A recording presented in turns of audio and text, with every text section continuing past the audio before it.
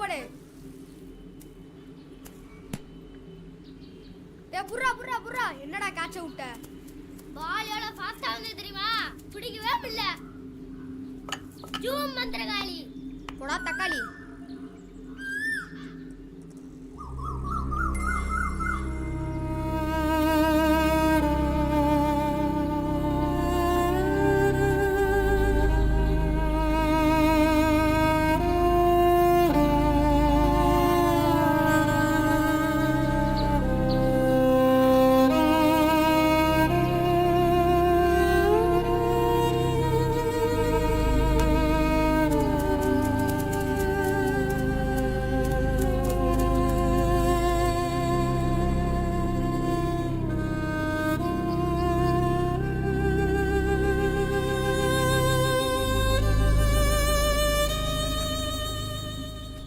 Sir sir sir sorry sir கொஞ்சம் late ஆச்சு. போகலாமா? போலாம். இங்க இருக்கான் பா சிவா. பகலில் தான் சார் இந்த பசங்க இங்கே கிரிக்கெட் விளையாடுறாங்க. நைட் ஆனால் எல்லா பார்க்லேயும் வேறு விளையாட்டு தான் சார் விளையாடுறாங்க. ஓஹோ, காலம் கலிகாலம் ஆகி போச்சு சார். சார் எல்லாம் பக்காவாக ரெடியாக இருக்குது சார்.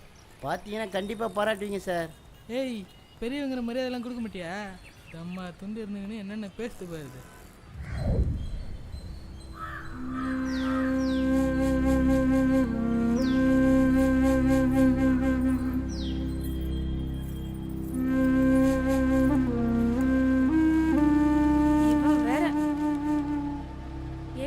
ராத்திரி ஃபுல்லா கவிதை சொல்லி கழுத்தெடுத்தேன். இப்பயுமா வெயிடா போன.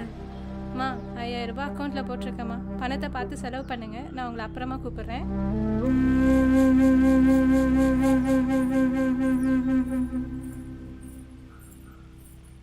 பாப்பா இந்தா காப்பி.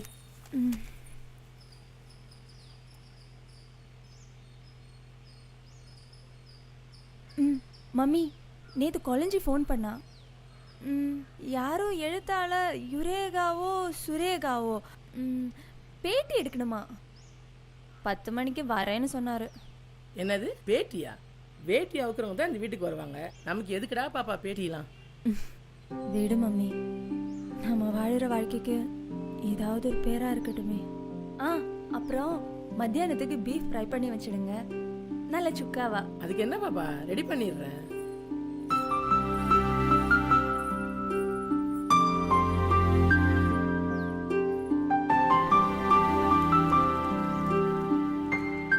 சார் இந்த பொண்ணை பேட்டி எடுத்து போட்டதுக்கப்புறம் என்னையும் ஒரு பேட்டி எடுத்து போடுங்க.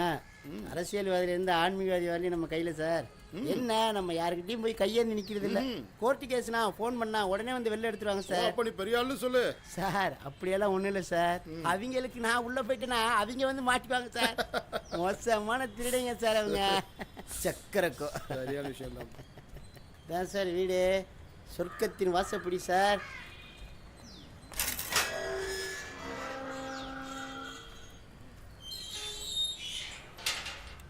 சார் பில்டிங் தான் சார் பழசு, ஆனால் உள்ளே இருக்கிற ஐட்டம்லாம் புதுசு சார்.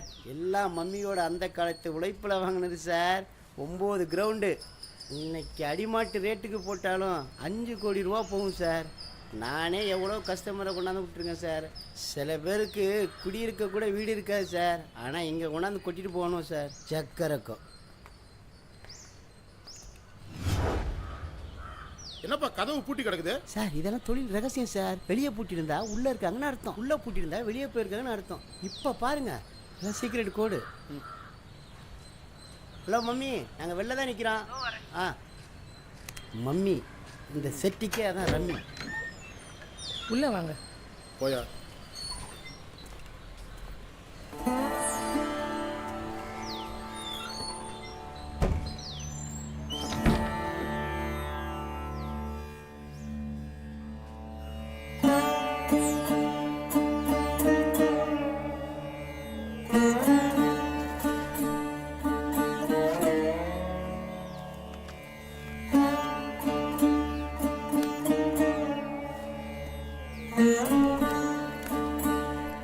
சார் பேமெண்ட்னாலே பேச மாட்டேன் நான். சக்கரகம்.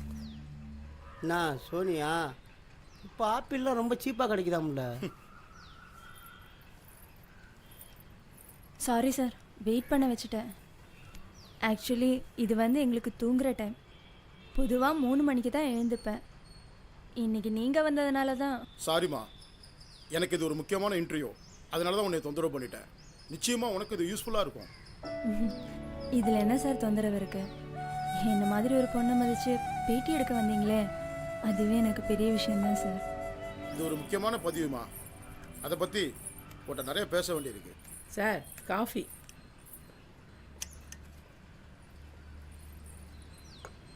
சார் மத்தியானம் நீங்கள் என்ன சாப்பிடுவீங்கன்னு தெரியாது. எங்கள் வீட்டில் எனக்கு பீஃப் தான். சார் சாப்பிட்றீங்களா இல்லை வேறு ஏதாவது சொல்லட்டுமா? மனுஷங்கறியை தவிர மற்ற எல்லா கறியும் சாப்பிடுவோமா? சார் அது என்னோட டிபார்ட்மெண்ட்டு சார். பீப்புக்கும் ரம்முக்கும் செம்ம கலக்கலாக இருக்கும் சார். மம்மி அந்த ஒயர் கூட எடுத்துகிட்டு வாங்க, நானே போய் வாங்கிட்டு வரேன். ஜக்க இருக்கும். புரிஞ்சு என்னோட பிராண்டை மறந்துடாத. சொல்லுங்க சார், நான் என்ன சொல்லணும்? மா, இது வழக்கமாக எடுக்கிற பேட்டியோ டிவி இன்டர்வியூ கிடையாதுமா. ஒரு நிமிஷம், நான் ரெக்கார்ட் பண்ணிக்கிறேன்.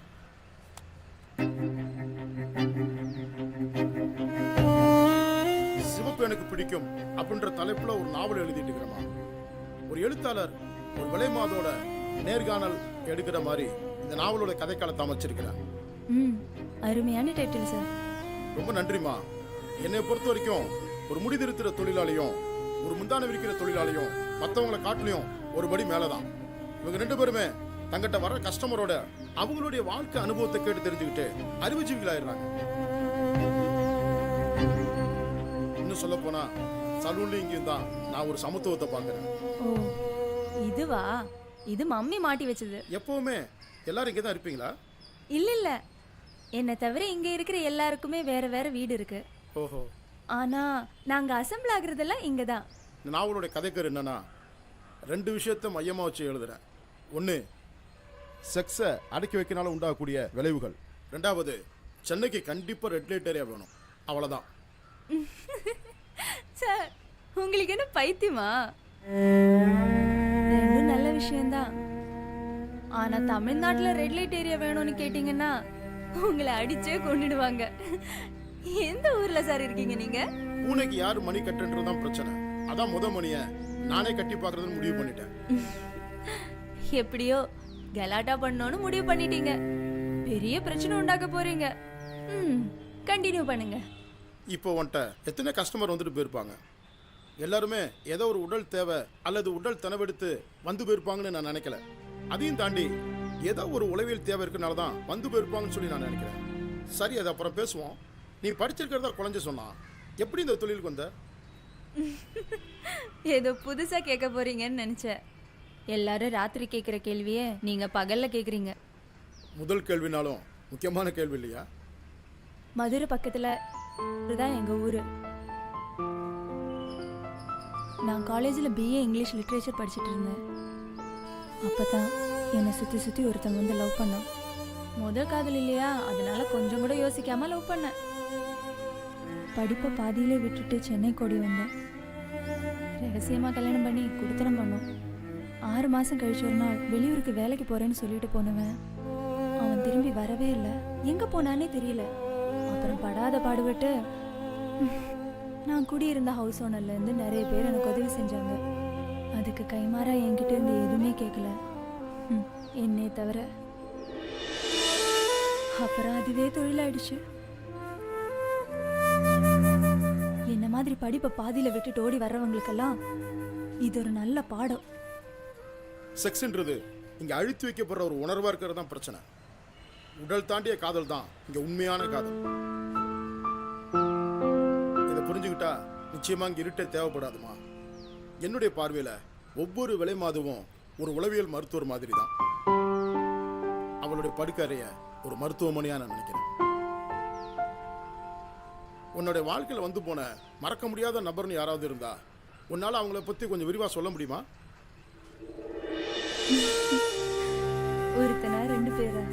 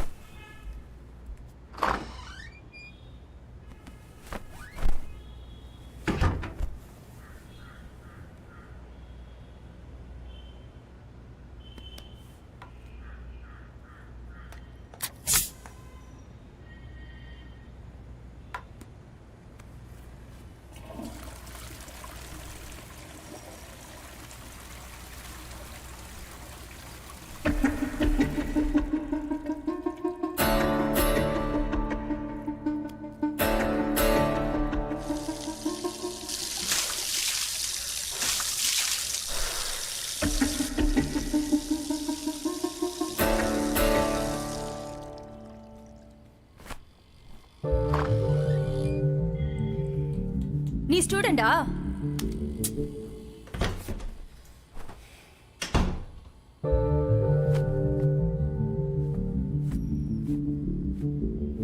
சொல்லு, நீ +2 ஸ்டூடெண்டா? ஏன் ஸ்டூடெண்ட்னா டிஸ்கவுண்ட் தருவியா என்ன? இல்லைல்ல, அப்புறம் என்ன? இந்த டிப்ஸு.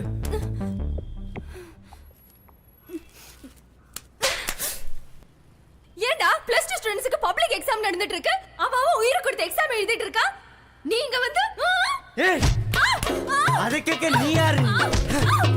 சாவடிச்சிடுறேன். என்னடி பண்ற? விடுறி. என்ன பண்ற பாரு.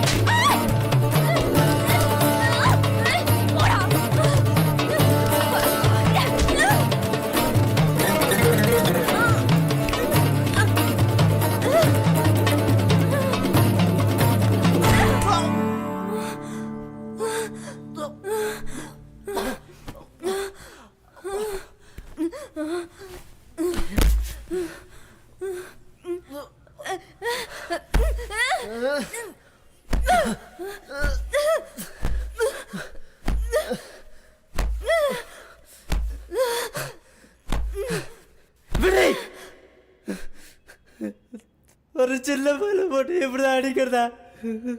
என்னது சின்ன பையனா? நல்ல கடாமாடு மாதிரி வளர்ந்துருக்க. என் வாயில நல்லா வருது. உன் அப்பா அம்மா உன்னை படிக்க வைக்கிறதுக்கு எவ்வளவு கஷ்டப்பட்டிருப்பாங்க. படிக்க வேண்டிய வயசுல உனக்கு பலான மேட்டர் கேக்குதா? பலான மேட்டர் கேக்குதா? உனக்கு நான் வாய் இருக்குன்னு பேசுறியா?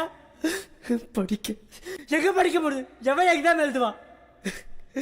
இப்பவே 3 எக்ஸாம் தெரியாது. என் மட்டும் பூரா ஒரு டெக் தான் இருக்கு. பக்கத்துல இருக்கிறவன் செல்போன் தீன் படம் காமிக்கிறான். இதோ இந்த பக்கம் இருக்கிறவன் ஸ்கூல் யூனிஃபார்ம் தொட தெரியற மாதிரி போட்டு மூடு ஏத்துறான்.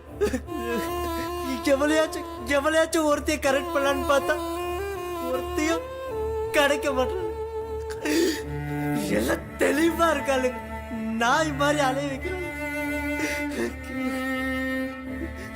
வீட்டுல ரோட்ல கிளாஸ் எங்க போனாலும் எப்படி இருக்கு தெரியுமா உனக்கு?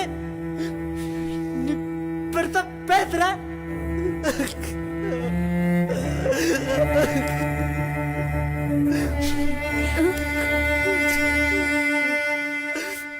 இங்க பாரு, உன் பிரச்சனை என்னன்னு எனக்கு புரியுது. இதே டிஸ்டர்பன்ஸ் உனக்கு மட்டும் இல்ல, உன் கூட சேர்ந்து கூட இருக்கிற ஸ்டூடெண்ட்ஸுக்கும் தான்.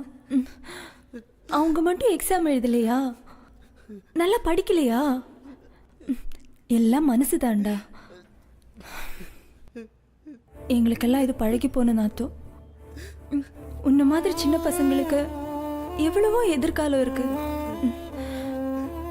இத பாரு, ஒவ்வொன்றுக்கும் ஒரு காலம் இருக்கு. விதைக்க ஒரு காலம், அறுவடைக்கு ஒரு காலம், அடக்கி வைக்க ஒரு காலம், அனுபவிக்க ஒரு காலம்னு இருக்கு. அந்தந்த வயசுல இதுதான் ஆண்டவன் அளந்து வச்சிருக்கான். மாத்தி பண்ணா உன் மனசு மட்டும் இல்ல, உன் வாழ்க்கையே கெட்டு போயிடும். இப்படி மேட்டர் மூடிலே இருந்தா எவ்வளவு உனக்கு கேர்ள் ஃப்ரெண்டா வருவா? முதல்ல இந்த நினைப்புல இருந்து வெளியில வா. உன் மைண்ட் நீ கண்ட்ரோல் பண்ணணும். இப்ப ஆட்டோ ஆடலாம், அப்புறம் கல்யாணம் பொண்டாட்டின்னு வரும்போது ஆயுர்வேதமா சித்தாவான்னு அலைய வேணும். உன் மனசுல ஒரு எதிர்கால பொண்டாட்டியை நினைச்சுக்கோ. என் ஆண் மேல அவ ஒருத்திக்கு தான் சொந்தம்னு நீ நினைச்சுக்கோ. நீ ஜெயிச்சிடுவ. இத பாருடா, இதெல்லாம் அப்பா அம்மா வாத்தியாரு சொல்லி கொடுக்க முடியாத அட்வைஸ். என்ன மாதிரி ஒருத்தி தான் இதெல்லாம் சொல்ல முடியும். எத்தனை பேரை நான் பார்த்துருக்கேன். படிக்க வேண்டிய வயசுல காதல் நினைச்சு செக்ஸுக்கு ஆசைப்பட்டு பாதியிலே ஓடி வந்துட்டேன். இப்ப செக்ஸே வாழ்க்கையாயிடுச்சு. அப்போ நீ என்ன கேட்க போறேன்னு எனக்கு நல்லா தெரியும். ஏன் உழைச்சி சம்பாதிக்க வேண்டியதானே? அப்படிதானே கேட்க போற? இதை விட கஷ்டமான பொழப்பு உலகத்துல வேற எதுவுமே இல்லடா. நானும் ஒரு தொழிலாளி தான். கார்த்திக், நீ சின்ன பையன், நல்ல வேளை நான் சேஃப்டியா இருக்கேன். என்ன மாதிரி மத்தவங்க எல்லாம் இருப்பாங்கன்னு சொல்ல முடியாது. இந்த சின்ன வயசுல எய்ட்ஸ் வந்தா என்னடா பண்ணுவ? உன் எதிர்கால மனைவிக்காக நீ கண்ட்ரோலா இருந்து பாரு. அதுலயே ஒரு சுகம் இருக்கு. கற்புங்கிறது பொம்பளைக்கு மட்டும் இல்ல, ஆம்பளைக்கும் இருக்கு. அப்போ எனக்கு வரப்போகிற கண்ட்ரோலாக இருப்பேன் நான் எப்படி நம்புறது? டே, ஏன்டா இப்படி நெகட்டிவாவே யோசிக்கிற? நீ சரியா இருந்து உன் பொண்டாட்டி தப்பா இருந்தா உன்னோட ஒழுக்கம் உன் பொண்டாட்டியை மாத்திரும். ஆனா பொண்டாட்டி சரியா இருந்து நீ தப்பா இருந்தா உன் பொண்டாட்டியும் தப்பாயிடுவா.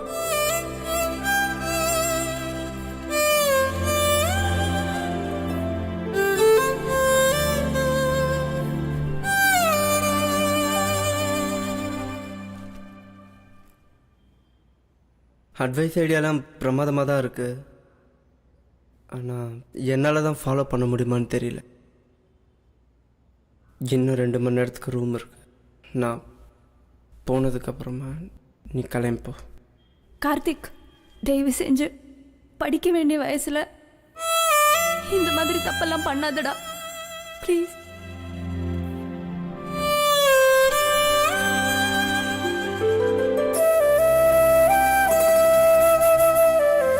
அன்னைக்கு போனவன் தான். நானும் அவனை மறந்துட்டேன். ஒரு 1.5 வருஷம் இருக்கும். எனக்கு ஒரு ஃபோன் கால் வந்துச்சு.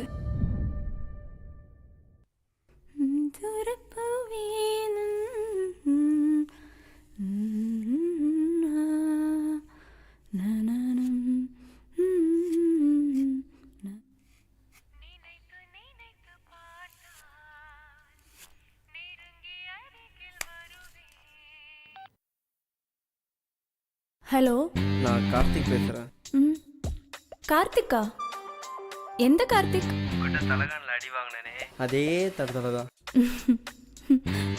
எப்படி இருக்கே கார்த்திக்? நல்லா இருக்கு. அன்னைக்கு நீ பேசினப்போ முதல்ல எனக்கு கடுப்பாக தான் இருந்துச்சு. என் கூட படித்தவன்லாம் காலேஜ் போயிட்டானுங்க. நான் மட்டும் ஸ்கூலில் கடைசி பெஞ்சு மாமாவாக தான் உட்காந்துட்டு இருந்தேன். உனக்கு ஒரு குட் நியூஸ். நான் +2 பாஸ் பண்ணிவிட்டு நானும் காலேஜ் ஜாயின் ஆகிட்டேன். எல்லாம் உன் அட்வைஸ் தான் காரணம். அதான் உனக்கு தேங்க் பண்ணணும்னு தோணுச்சு. அதான் கால் பண்ணேன்.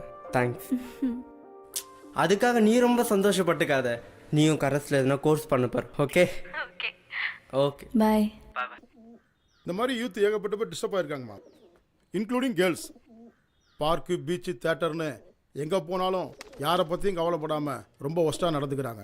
உச்சி வெயிலின் காம உணர்ச்சிக்கு காதலை ஒரு போர்வையாக பயன்படுத்திக்கிறாங்க.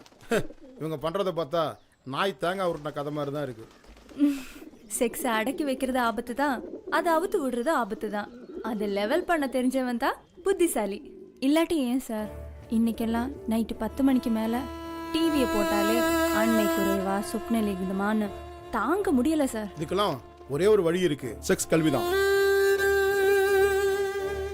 குழந்தைகளுக்கு பாலியல் தொல்லைகள், பாலியல் நலக்கல்வி, டாக்டர் கனியப்பன் பத்மநாபன். இன்னொரு புத்தகம் பாலியல் கலைக்களஞ்சியம், doctor PM Matthew Vellore, Kalachuvadu வெளியீடு. ரெண்டுமே ரொம்ப நல்ல புத்தகம். இது ரெண்டுமே பாடத்திட்டமா இருந்தா நிச்சயமா பள்ளிக்கூடங்களுக்கு ரொம்ப பயன்பாடா இருக்கும்.